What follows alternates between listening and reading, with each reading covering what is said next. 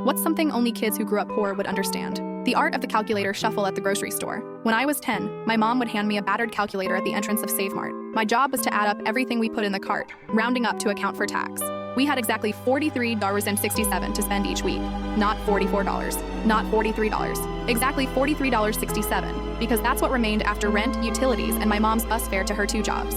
I became a human scanning machine. Canned beans, $0.89. Generic cereal, $2.13. The dented cans in the discount bin were my specialty, calculating that 30% off sticker faster than my mom could reach for it. Other kids my age were picking out toys. I was making life or death decisions about whether we could afford name brand peanut butter or if the store brand would have to do for another month. Spoiler, it was always store brand. The worst part wasn't the calculating. It was watching my mom's face as we approached the register, both of us knowing we'd have to put something back if I'd miscounted. The shame in her eyes when she'd hand back the ground beef saying, "Actually, we don't need this," while the cashier and the people behind us watched. I'd see her hand tremble slightly as she placed items on the conveyor belt, already bracing for the moment when the total might exceed our budget. Then came 7th grade. My teacher, Mrs. Delacroix, announced a weekend camping trip. Optional, but strongly encouraged. Cost, $120. I didn't even ask my mom. I knew the answer.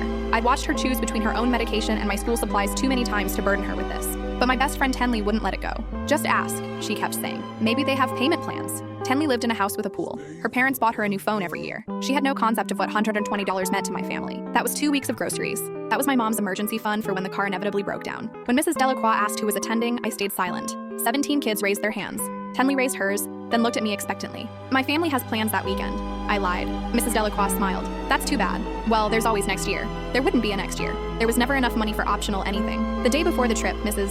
Delacroix pulled me aside. "I know your family doesn't have plans this weekend," she said quietly. Several students had told her they'd seen me at Save Mart, doing my calculator routine. My face burned. "We're fine," I mumbled. She pressed an envelope into my hand. Inside was $120 in cash and a note. "Scholarship fund. Don't be too proud to accept help." I wanted to refuse. Pride was sometimes all we had, but I thought about my mom's face at those registers, how she'd swallow her pride every week to feed us, how she'd tell cashiers we didn't need things we desperately did need. I went on that trip. Tenley never knew I'd used scholarship money. None of them knew. They complained about the cheap hot dogs and uncomfortable sleeping bags, while I marveled at eating 3 meals a day without calculating their cost, without wondering if choosing the extra s'more meant someone at home would eat less. Years later, I became a teacher. On the first day, I noticed a girl clutching a calculator in the cafeteria, quietly adding up her lunch items before approaching the register. I created a scholarship fund of my own, not from the school, from my own paycheck, because I understood something most people never would. Being poor isn't just about having less. It's about the math you carry everywhere, the constant calculation of worth versus cost, the shame of being seen counting pennies while everyone else just lives.